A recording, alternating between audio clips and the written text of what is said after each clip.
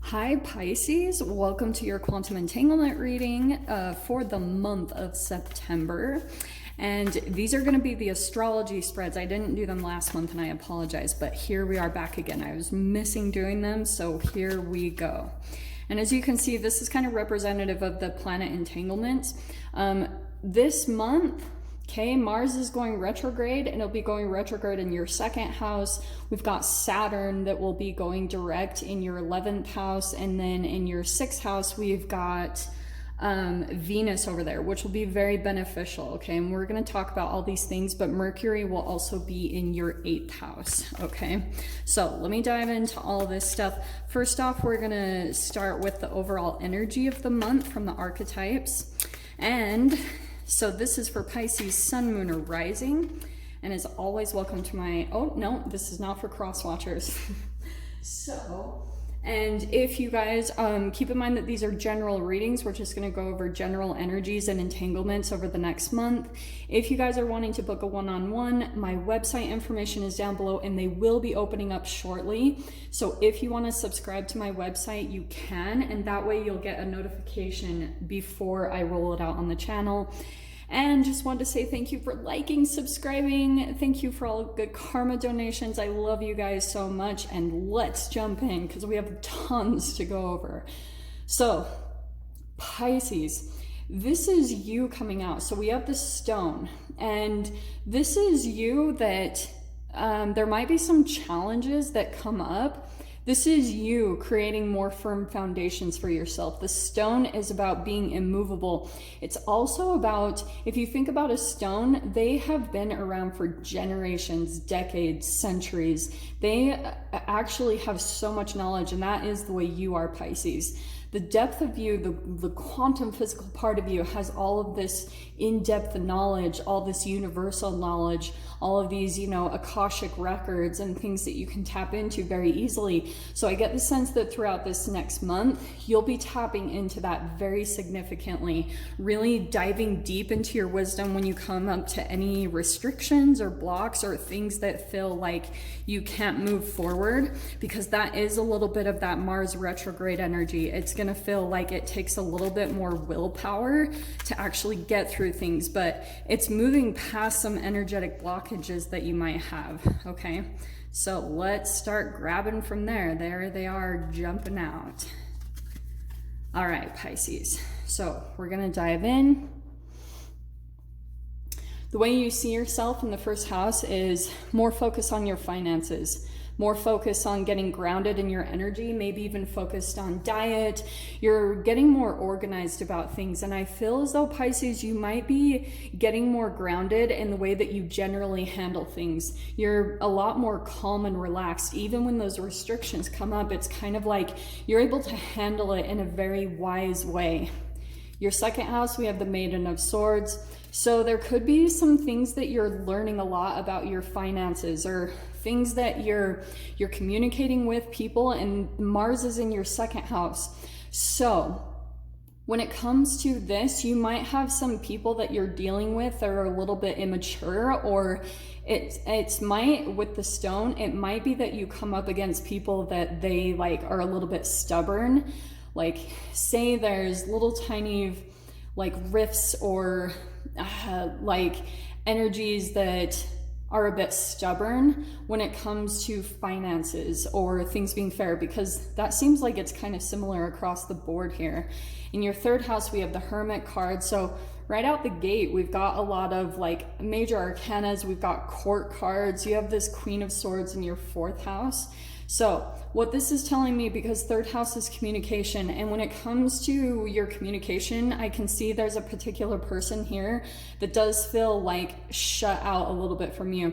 Or you might be doing some communicating with someone who's at a distance from you about either coming together and collaborating. So that could be all this connection right here, because this is Earth, Capricorn, Taurus, Virgo, Air, Aquarius, Libra, Gemini, and then this can be Virgo. So you've got a lot of air and earth energy coming out right at the beginning of your spread.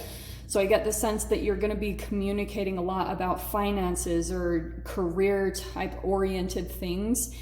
because it's where you're focusing on your deep wisdom. It's like, Pisces, you might be being moved to get something really stable set up in, you know, kind of in preparation for future events that maybe you're tapping into hermit mode, that you kind of have this deep inner knowing that something is coming ahead in the future and you want to have some things set up and planned ahead. So again, in your 4th house, there's a lot of communication happening here, but I also get the sense that these 2 cards right here is kind of telling me that there's a particular person that you might be isolated from or not talking to at the same point. In your 5th house, and there's the 5 of Wands. So there could be a little bit of conflict that comes up, but this is that Mars energy, but it's coming in your 5th house. So there could be a little bit of sexual tension or energies that come up like that. It could be from a particular person that's at a distance from you, but this is some competition. But I kind of get the sense that there's this 2 sides of this energy for you, Pisces, where I get this sense you are feeling fired up and revved up to really chase after some type of goal, or this is hobbies, like this can be sports. This is your creative expression. So you're probably going to have a lot of like energy to go do those things, but I get there might be some inner conflict if your current energetic body isn't exactly where your mind wants you to be. So just stay aware of that and kind of get grounded in that energy and move slowly. That's the Queen of Pentacles, is like you might feel these energetic bursts to accomplish something or do something, and just go at an even keeled pace. Go be very realistic about where your body is at, because we're at Virgo season. We're in Virgo season. So that could be that Queen. That's actually so crazy that Virgo and the Queen of Pentacles came out. So Sun is over here in Virgo season, okay? And Virgo is all about being practical, being very realistic about where you're at currently and what you can handle. And you can take risks, but just make sure that you're really coordinating that with your self-care and taking care of yourself as you go after things. Make sure it's connected to your deep inner knowing, because right here, clarifying that 6th house is the 2 of Pentacles. So Venus is over here helping you though. That's why I love. So any type of conflicts that come up over here, which I can see there could be restrictions, someone you're communicating with, or, you know, just some like tiny little things that come up with finances where you're going to have to like put boundaries up or clearly communicate your expectations, things like that. It's just strengthening you. Okay. And this 2 of Pentacles kind of tells me that the more that you're focusing on your health, I just get that you're going to be balancing a lot throughout the month in your 6th house, you know, and Venus is really supporting you there. So with that love, it's like the more that you focus on your health and how much you really focus on what feels good for your health this month, there's going to be a lot of love and relief and release that you get from that area right there. Okay. In your 7th house, no way. We have the 7 of Cups when it comes to your 7th house. So that is the house of partnerships, relationships. There could be someone that you're dealing with, or you might have a lot of choices and options about maybe partnerships that are coming into your experience. People that either want to be friends with you or do a business collaboration, but I can see that you're pretty much making choices about what fits with you when it comes to a partnership throughout the month of September. So that could be new relationships coming in and you're deciding like, is this really okay for me, or do I want to go for something better type of a thing, okay? Mercury in your 8th house. Okay, we've got the 9 of Swords.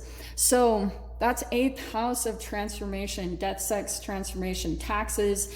There's going to be some fears that come up, and it could be through some type of communication that happens.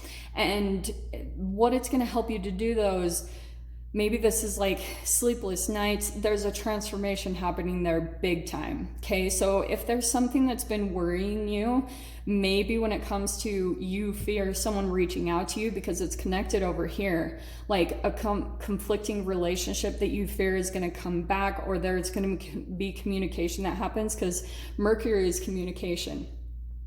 So there's a transformation. It's helping to solidify this energy in you and help to alchemize this fear. So there will be things, I think it's connected to the 6th house, the more you just take care of yourself and go towards things that feel better when it comes to how you feel in your body, that's going to expel that energy and that fear that you're getting very significantly there. In your 9th house, we have the Fortitude Strength card. That's awesome. So there could be something, Pisces, that you're like maybe becoming more, you're maybe researching more things, because this is mental expansion. So there could be things that you're diving into knowledge-wise, looking at new information to help you with this fear, because those two are completely connected. This is about making friends with your fears and developing courage. And not just running from things, learning the deep inner wisdom of when it's time to go from something, but learning how to not make choices and decisions from an energy and place of fear, from your empowerment, from knowing that you can handle anything that comes your way. Just really that deep wisdom and knowledge that you always know how to take care of yourself, Pisces. You always know how to be realistic and responsible, and how to transition easily out of situations that might feel uncomfortable and aren't the best for you any longer. Yeah, and look at that, the Temperance card. That's perfect. It's coming in your 10th house. So I can see there's like this need for you to, again, focus on getting balance. I get the sense that there could have been some things from your past that you're starting to make peace with.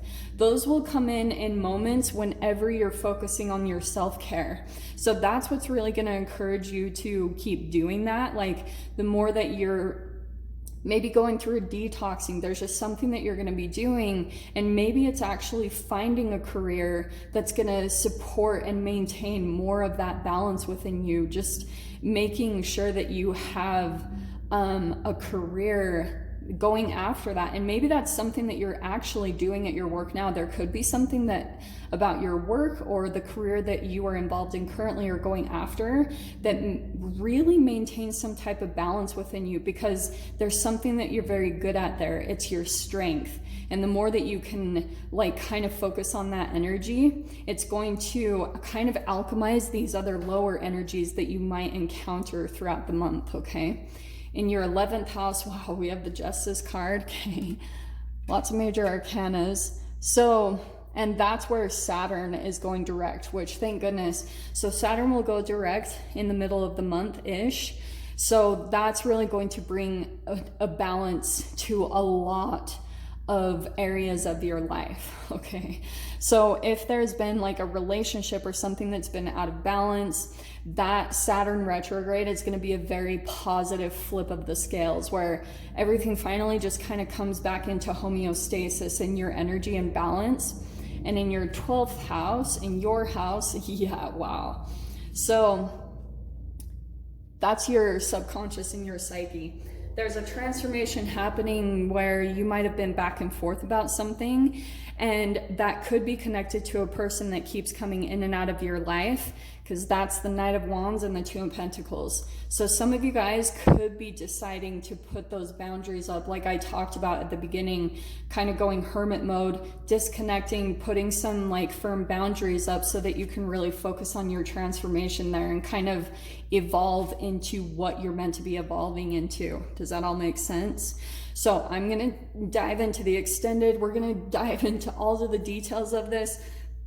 I'm going to do some charm casting in the extended. So if you guys want to join me over there, feel free. Go down below, click on the Vimeo link, and I'll see you over there. But Pisces, if this is where we leave things, I'm wishing you guys a beautiful month of September, and I will see you guys in your next reading. Take care.